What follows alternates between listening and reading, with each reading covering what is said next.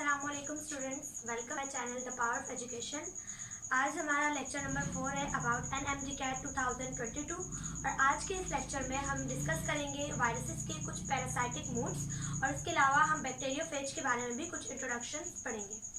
तो चलिए स्टार्ट करते हैं अपना लेक्चर। हमारे पास सबसे पहले है पैरासाइटिक नेचर ऑफ वायरस कि वायरस की पैरासाइटिक नेचर किस तरीके से हम बता सकते हैं। सबसे पहले क्या होता है, viruses highly specific to their host. Viruses अपने होस्ट के साथ बहुत ज़्यादा स्पेसिफिक होते हैं। लास्ट लेक्चर्स में हम ये बात पढ़ चुके हैं कि हमारे पास वायरसेस जो होते हैं वो अगर एनिमल वायरस है तो वो उसी स्पेसिफिक एनिमल पर ही अपना एक्शन करेगा। अगर कोई वायरस ह्यूमन पे एक्ट कर रहा है तो वो वायरस सिर्फ ह्यूमन को ही वो बीमारी काज कर सकता है। वो वायरस कभी भी डॉग या कैट को अपना इन्फेक्शन काज नहीं कर सकता या अपनी वायरल डिसीज को काज नहीं कर सकता। इसी तरह अगर हम कोविड की एग्जाम्पल लें तो कोविड ह्यूमंस को ही ज़्यादा इफेक्ट कर रहा है, वो डॉग्स, कैट्स या फिर काउज वगैरह को इन्फेक्ट नहीं कर रहा।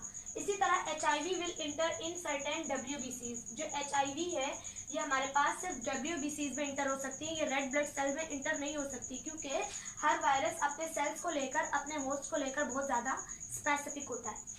उसके बाद है हमारे पास पोलियो वायरस जो है वो रिप्रोड्यूस करता है किसमें, स्पाइनल नर्व सेल में। स्पाइनल कॉर्ड के जो नर्व सेल होते हैं वहां पर सिर्फ पोलियो वायरस क्या कर सकता है, रिप्रोड्यूस कर सकता है। ये चीज प्रैक्टिस टेस्ट में भी पूछी जा चुकी है आपके NMGCAT के। उसके बाद है hepatitis virus infect only liver cell. तो हेपेटाइटिस का जो वायरस है वो सिर्फ और सिर्फ लीवर सेल पे एक्ट करता है। कौन सा हेपेटाइटिस वायरस, हेपेटाइटिस B भी हो सकता है, C भी हो सकता है और A भी। ये तीनों वायरस जो है सिर्फ और सिर्फ लीवर सेल पे ही अपना इन्फेक्शन काज कर सकते हैं। उसके बाद है cold virus infect the cell lining upper cold virus infect the cells lining upper respiratory tract. हमारे पास अपर रिस्पिरेटरी ट्रैक्ट में क्या होता है, सबसे पहले हमारे पास नेजल कैविटी होती है, उसके बाद फेरिंग्स, लैरिंग्स एंड ट्रैकिया। अब हमारे पास जो लैरिंग्स और ट्रैकिया होता है, ट्रैकिया का जो पूरा पाथ है ये लंग्स से बाहर है, इसे कहा जाता है अपर रिस्पिरेटरी ट्रैक्ट। हमारे पास नेजल कैविटी के बाद जो ट्रैकिया आ रहा होता है वो हमारे पास क्या होता है, अपर रिस्पिरेटरी ट्रैक्ट का हिस्सा होता है।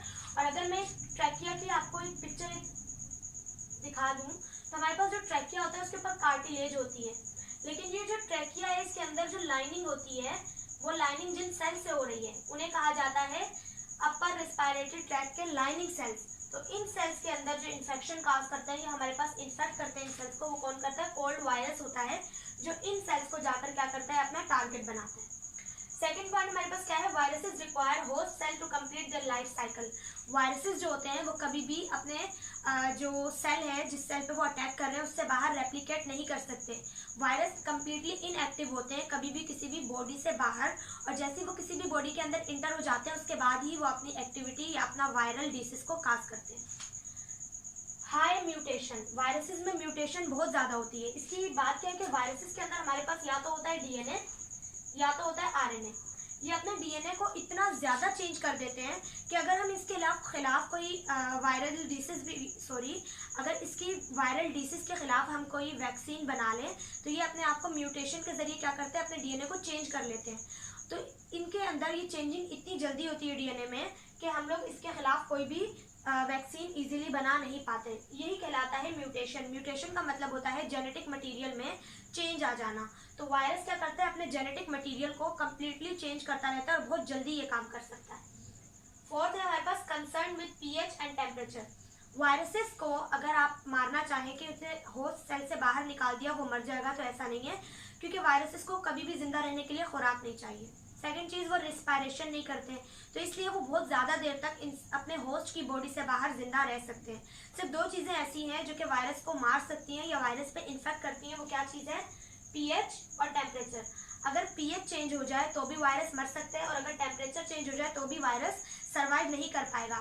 ये वजह क्यों है कि pH और टेम्परेचर से वायरस डिस्ट्रॉय हो सकता है, उसकी वजह है DNA जो है उसके अंदर हमारे पास क्या होते हैं, डीऑक्सीराइबोस न्यूक्लिक एसिड, और इसमें हमारे पास प्रोटीन भी है। तो क्या होता है कि टेम्परेचर से प्रोटीन डीनेचर हो जाते हैं और pH चेंज से भी DNA डिस्ट्रॉय हो सकता है। इसी वजह से जो वायरस है वो इन दोनों चीजों से क्या होता है, कंसर्न करता है। इन दोनों चीजों के बहुत ज्यादा वर्स होने पर वायरस की डेथ भी हो सकती है।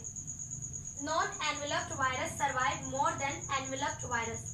जो नॉन एनवेलप्ड वायरस होते हैं वो वायरस जिनके ऊपर एनवेलप नहीं होता। अब एनवेलप मैंने लास्ट लेक्चर में बताया, मैं अगेन रिपीट कर देती हूँ कि जब वायरस किसी सेल में इंटर होता है, ये होस्ट सेल है, तो वायरस किसी होस्ट सेल में जब इंटर होता है तो वो उसके अंदर जाकर फिर क्या करता है, अपने रेप्लिकेशंस करता है, बहुत सारे अपने वायरल सेल बना लेगा या वायरल मजीद वायरल जो है पार्टिकल्स को बना लेगा। तो क्या होता है, जब ये वायरल पार्टिकल बाहर निकलेगा तो ये यहाँ से सेल मेम्ब्रेन को अपने ऊपर लपेट लेगा। तो इस सेल मेम्ब्रेन को जो ये यहाँ पर इसने लपेट ली, इसे कहेंगे एनवेलप। ये एनवेलप असल में ग्लाइकोप्रोटीन से बना होता है जो कि सेल मेम्ब्रेन से उतरा है होस्ट सेल की। तो जिन वायरसेस के ऊपर एनवेलप नहीं होता वो ज्यादा देर सरवाइव करते हैं, और जिनके ऊपर ये एनवेलप होता है वो बहुत कम देर तक सरवाइव करते हैं। उसकी वजह यह है कि जिन वायरसेस पे एनवेलप है तो एनवेलप बहुत सेंसिटिव होता है, वो सूरज की रोशनी और हमारे पास मजीद जो इन्वायरमेंट में चेंजेस हैं उनकी वजह से क्या हो जाता है, एनवेलप जल्दी डिस्ट्रॉय हो जाता है और वायरस जल्दी मर जाता है। लेकिन वो वायरसेस जिनमें एनवेलप नहीं है वो वायरसेस बहुत ज्यादा देर तक सर्वाइव कर सकते हैं। अगेन हमारे पास नेक्स्ट टॉपिक आ रहा है बैक्टीरियोफेज का। बैक्टीरियोफेज हमारे पास एक ऐसा वायरस है जो कि सिर्फ और सिर्फ बैक्टीरिया को इन्फेक्ट करता है। उसके अलावा बैक्टीरियोफेज को टेडपोल वायरस भी कहा जाता है या टेडपोल शेप भी कहा जाता है। ये चीज एमसीक्यूज में आ सकती है, तो मैं इसको स्टार्ट कर दे रही हूँ। उसके बाद है हेड इज आइकोसहेड्रल। बैक्टीरियोफेज का जो हेड होता है ये क्या होता है, आइकोसहेड्रल होता है। उसके अलावा अब हम बैक्टीरियोफेज की थोड़ी स्ट्रक्चर की बात कर लेते हैं। बैक्टीरियोफेज में हमारे पास तीन चीजें होती हैं। सबसे पहले होता है इसका हेड, सेकंड होती है इसकी नेक और तीसरा पार्ट इसका होता है हमारे पास ट्रंक। हेड जो होता है वो हमारे पास आइकोसहेड्रल होता है और हेड में दो चीजें होती हैं, एक होता है डीएनए और उसके ऊपर हमारे पास क्या है, कैप्सिड है। अगेन हमारे पास नीचे होती है नेक और नेक से नीचे रीजन जो होता है वो होता है टेल। अब हमारे पास सेम बोर्ड में ये चीज लिखी गई है कि इस जगह को लेबल कर दिया है शील्ड के नाम से, तो ये भी आपने याद रखना है। नेक को हम नेक भी कह सकते हैं और कॉलर भी कह सकते हैं। आपके फेडरल में ये चीज मेंशन है कि इस पार्ट को नेक भी कह सकते हैं या कॉलर भी कहते हैं। उसके अलावा टेल से नीचे हमारे पास आता है बेस प्लेट, और बेस प्लेट हमारे पास क्या होती है, एक हेक्सागोनल बेस प्लेट होती है। हेक्सागोनल मतलब 6 कोनों वाली। उसके अंदर से हमारे पास निकल रहे होते हैं टेल फाइबर्स। टेल फाइबर्स की तादाद भी प्रैक्टिस टेस्ट में पूछी गई है। टेल फाइबर्स हमारे पास वायरस में बैक्टीरियोफेज में होते हैं 6 टेल फाइबर्स।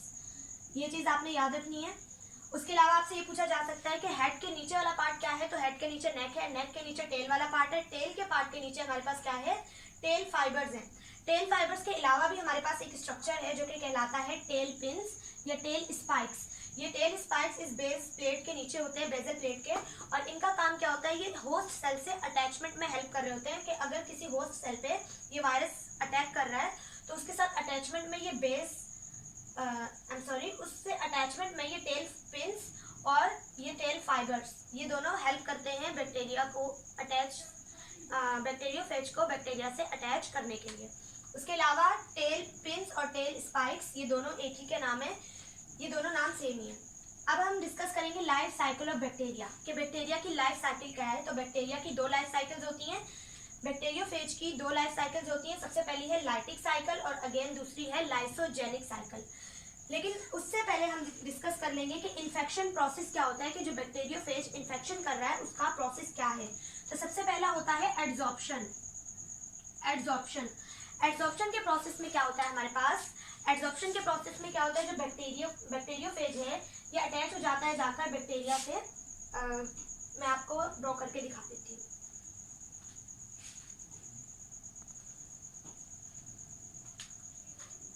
अगर ये हमारे पास होस्ट सेल है और ये हमारे पास एक बैक्टीरियोफेज है, तो सबसे पहला जो प्रोसेस होता है वो हमारे पास होता है एड्सॉर्प्शन का। एड्सॉर्प्शन में क्या होता है कि ये जो बैक्टीरियोफेज है ये इस होस्ट सेल की सेल मेम्ब्रेन के ऊपर अटैच होगा अपने स्पाइक्स और टेल फाइबर की हेल्प के जरिए, और इस प्रोसेस को हम कहते हैं एड्सॉर्प्शन। सेकंड प्रोसेस होता है हमारे पास पेनिट्रेशन। तो इस प्रोसेस में क्या होता है, ये जो टेल फाइबर्स हैं ये कॉन्ट्रैक्ट होते हैं। कॉन्ट्रैक्ट होने के नतीजे में इनके अंदर से एक एंजाइम निकलता है जिसे हम कहते हैं लाइसोजाइम। ये लाइसोजाइम इस मेम्ब्रेन को यहाँ से डीजेनरेट कर देता है या डिसइंटीग्रेट कर देता है, खत्म कर देता है, जिससे क्या होता है वायरस जो है ये अपने जो टेल स्पाइक्स हैं इसे इसके अंदर डालकर कंप्लीटली इंसर्ट कर देता है। अब पेनिट्रेशन में क्या करता है, पेनिट्रेट होता है, इसकी जो स्पाइक्स हैं वो इसके साथ अटैच हो जाते हैं और इसके अंदर पेनिट्रेट होते हैं। थर्ड प्रोसेस है हमारे पास जीनोम इंजेक्शन। जीनोम इंजेक्शन में क्या होता है, ये अपना डीएनए इस सेल के अंदर क्या कर देता है, इंसर्ट कर देता है, जो कि बाद में सेल के अपने डीएनए के अंदर क्या हो जाते हैं, इंटीग्रेट हो जाते हैं और फिर अपने वायरल प्रोटीन की सिंथेसिस को स्टार्ट कर देते हैं। मैं कंप्लीट प्रोसेस एक बार दोबारा बता देती हूँ कि सबसे पहले क्या होता है, एड्सॉर्प्शन होती है। एड्सॉर्प्शन में बैक्टीरियोफेज अटैच होता है और अपने जो स्पाइक्स हैं और टेल फाइबर की मदद से होस्ट सेल के ऊपर क्या हो जाता है, अटैच होता है। पेनिट्रेशन में क्या होता है, ये कॉन्ट्रैक्ट होते हैं टेल फाइबर्स और इनमें से निकलता है लाइसोजाइम, जो कि इस वॉल को डिसइंटीग्रेट कर देता है। और थर्ड में हमारे पास होता है जीनोम इंजेक्शन। तो जीनोम इंजेक्शन में हमारे पास डीएनए को इंसर्ट कर देता है होस्ट सेल में, जो कि बाद में अपना प्रोसेस शुरू कर देता है और वायरल एंजाइम या वायरल प्रोटीन बनाना शुरू कर देता है और कम्प्लीटली नया वायरस डेवलप होता है। अब हम स्टार्ट करने जा रहे हैं lytic cycle of bacteria. Lytic cycle of bacteria में हमारे पास क्या था, वो फेज बैक्टीरियोफेज जो लाइटिक साइकिल करता है उसे कहते हैं लाइटिक और वायरुलेंट फेज।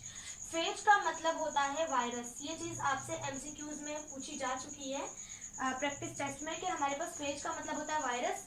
लाइटिक और वायरुलेंट फेज, वो फेज जो लाइटिक साइकिल करेगा उसे हम कहेंगे लाइटिक और वायरुलेंट फेज। और इस रिलेशन को हम कहते हैं मास्टर स्लेव रिलेशनशिप। ये हम क्यों कहते हैं ये भी हम डिस्कस कर लेते हैं कि जब भी लाइटिक साइकिल होती है तो उसके नतीजे में क्या होता है, जो बैक्टीरियल सेल होता है, बैक्टीरियल सेल हमारे पास क्या हो जाता है, लाइज हो जाता है, डिस्ट्रॉय हो जाता है या फिर बर्स्ट हो जाता है, फट जाता है। तो इसलिए हम इस तरह के वायरस को कहते हैं मास्टर स्लेव रिलेशनशिप, कि जो हमारे पास वो वायरस आया उसने इस बैक्टीरिया को बिल्कुल बर्स्ट कर दिया या खत्म कर दिया। तो इस रिलेशनशिप को कहते हैं मास्टर स्लेव रिलेशनशिप। ये चीज आपसे एमसीक्यूज में पूछी जा सकती है कि लाइटिक साइकिल में रिलेशनशिप को क्या कहते हैं, मास्टर स्लेव रिलेशनशिप।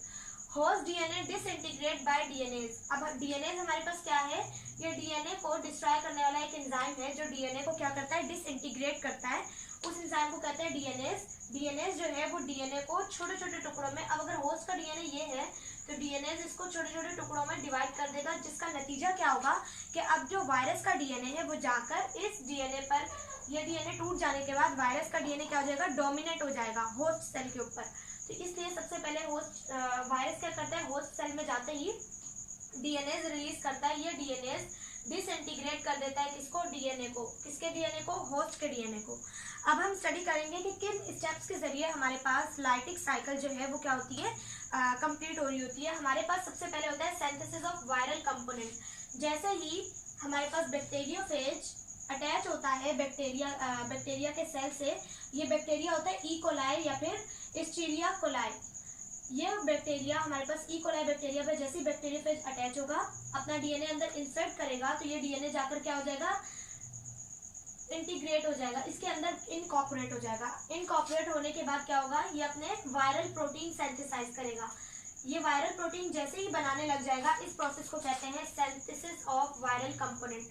बैक्टीरियोफेज जैसे ही अपना डीएनए इंसर्ट करेगा, उसके जाते ही वो क्या करना शुरू कर देगा, अपने वायरल कंपोनेंट्स को बनाना स्टार्ट कर देगा। सेकंड क्या क्या बनाएगा, वो हेड बनाएगा, टेल बनाएगा, ठीक है, हेड बनाएगा और टेल के स्ट्रक्चर्स वगैरह बनाना शुरू कर देगा। सेकंड चीज है असेंबली, असेंबल करेगा, चीजों को असेंबल करेगा, मिलाएगा। किस तरीके से, nucleic acid enclose in head and tail attaches. तो क्या होगा, टेल और न्यूक्लिक एसिड जो है वो हेड के अंदर चले जाएंगे और टेल उससे जुड़ेगी और एक बैक्टीरियोफेज का स्ट्रक्चर अख्तियार कर लेगा। उसके बाद क्या होगा, मैचुरेशन होगी।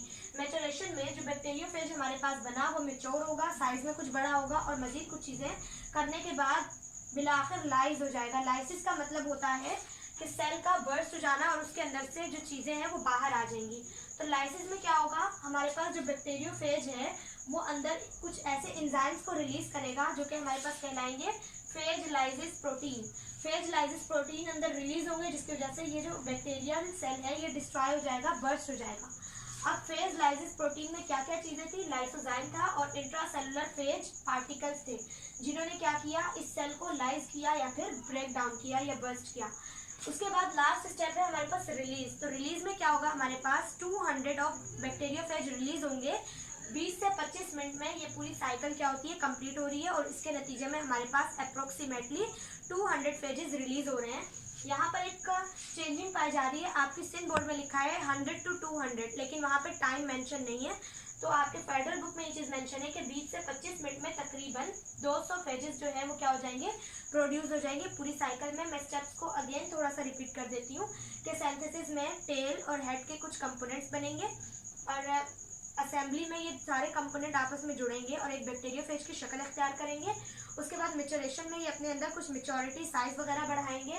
लाइसिस में ये अपने अंदर से ऐसे एंजाइम निकालेंगे जो कि क्या करेंगे, जाकर पूरे के पूरे जो होस्ट सेल है उसे डिस्ट्रॉय कर देंगे और लाइसिस हो जाएगी। और बदले में हमारे पास क्या निकलेंगे, 200 फेजेस निकलेंगे जो कि 20 से 25 मिनट में ये साइकिल कंप्लीट हो रही है।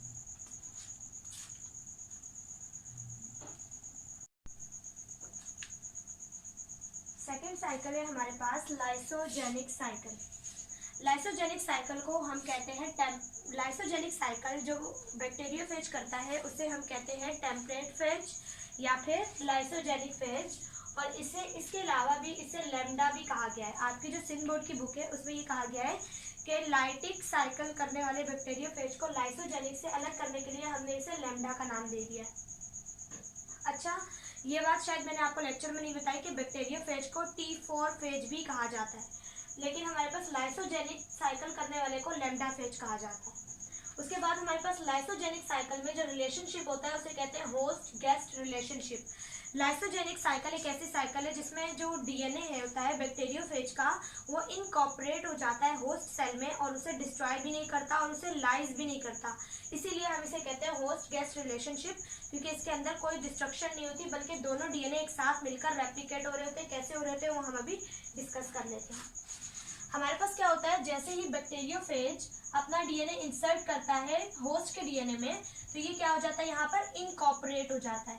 इनकॉर्पोरेट का मतलब इसी के अंदर आ जाता है। और फिर क्या होता है, ये जब ये वाला डीएनए जो कि होस्ट का डीएनए जब वो रेप्लिकेट कर रहा हो दूसरा डीएनए भी उसी के साथ रेप्लिकेट होता है और साथ साथ नए बैक्टीरिया सेल्स में क्या होने लग जाता है, ट्रांसफर होने लग जाता है। जबकि लाइटिक साइकिल में क्या होता था, बैक्टीरिया जो है वो जो दूसरा डीएनए था बैक्टीरियोफेज का वो बैक्टीरिया के डीएनए को डिस्ट्रॉय कर देता था। लेकिन लाइसोजेनिक साइकिल में क्या होता है, ये डीएनए इसमें इनकॉर्पोरेट होकर इसी के साथ रेप्लिकेट होने लग जाता है। अब जब जब बैक्टीरिया का सेल डिवाइड करेगा तब तक ये डीएनए भी इसके साथ क्या हो जाएगा, रेप्लिकेट होता रहेगा और ये डिवाइड करके नया बैक्टीरिया बनाता रहेगा। जिस तरह किस प्रोसेस से, बाइनरी फिजन के जरिए। बाइनरी फिजन के जरिए डिवाइड होता है बैक्टीरिया। तो अब यहाँ पर जो दो बैक्टीरिया बनेंगे, इन दो बैक्टीरिया के पास ऐसा डीएनए होगा जिसके अंदर हमारे पास वायरल डीएनए भी, बैक्टीरियोफेज का डीएनए भी मौजूद है। इस तरह बैक्टीरिया डिवाइड होता रहेगा। लेकिन कभी कभार ऐसा होता है कि ये जो बैक्टीरिया के अंदर ये वायरल डीएनए है ये किसी वजह से अलग हो जाता है। जब ये अलग हो जाता है तो ये अपना वाला काम शुरू कर देता है। क्या काम, जो कि इसका अपना काम है, ये अपने प्रोटीन बनाने लग जाएगा, इस डीएनए को डिस्ट्रॉय कर देगा और अपनी पूरी वायरल प्रोटीन बनाकर इस पूरे सेल की क्या कर देगा, लाइसिस कर देगा या इसे डिस्ट्रॉय कर देगा। तो ऐसा प्रोसेस जिसमें लाइसोजेनिक साइकिल का बैक्टीरिया उसका जो बैक्टीरियोफेज का डीएनए है वो किसी वजह से बाहर आ जाए और वो सेल को डिस्ट्रॉय कर दे, इस प्रोसेस को कहा जाता है इंडक्शन। मैं एक बार दोबारा साइकिल को रिपीट कर रही हूँ और कुछ टर्म्स आप लोगों को बता देती हूँ। तो जैसे ही हमारे पास डीएनए इनकॉर्पोरेट हुआ तो इससे जैसे ही डीएनए किसी बैक्टीरिया में इनकॉर्पोरेट हो गया और उसे लाइज नहीं किया बल्कि उसके साथ ही रेप्लिकेट होने लग गया, तो ऐसे बैक्टीरिया को फिर हम कहते हैं प्रोफेज। प्रोफेज इसे हम क्या कहेंगे, फिर इसे हम कहेंगे प्रोफेज। और इस तरह के बैक्टीरिया को कहा जाता है लाइसोजेनिक बैक्टीरिया। वो बैक्टीरिया जो कि प्रोफेज बन जाता है उसे हम कहते हैं लाइसोजेनिक बैक्टीरिया।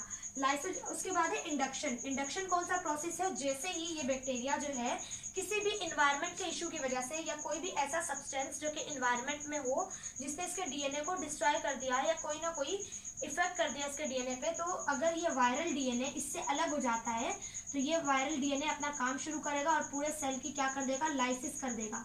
फिर ये वाला सेल इंटर हो जाएगा लाइटिक साइकिल में। तो ये पूरा प्रोसेस है। फिर लाइटिक साइकिल के जरिए उसके अंदर से क्या निकलेंगे, प्रोफेज निकलेंगे और इसी चीज को कहा जाता है इंडक्शन। जब लाइसोजेनिक साइकिल का कोई बैक्टीरिया लाइटिक साइकिल करने लग जाए तो ये कहलाएगा इंडक्शन। और इंडक्शन किन वजूहात पे होती है, आयनाइजिंग रेडिएशन, कोई भी इन्वायरमेंटल फैक्टर होता है। इन्वायरमेंटल मतलब हमारे माहौल में कोई ऐसी चीज जो कि इस डीएनए को क्या कर देती है, इन्हेंस करती है या डिस्टर्ब कर देती है, जिसमें क्या हो सकती है, आयनाइजिंग रेडिएशन हो सकती है, डेसिकेशन पानी की कमी हो सकती है, अल्ट्रावायलेट रेडिएशन हो सकती है, या फिर म्यूटाजिन। म्यूटाजिन हमारे पास वो सब्सटेंस होते हैं जो म्यूटेशन करवाते हैं और म्यूटेशन के नतीजे में कैंसर भी होता है, तो म्यूटाजिन हमारे पास कैंसर भी करवा रहे होते हैं। और होता है हमारे पास केमिकल।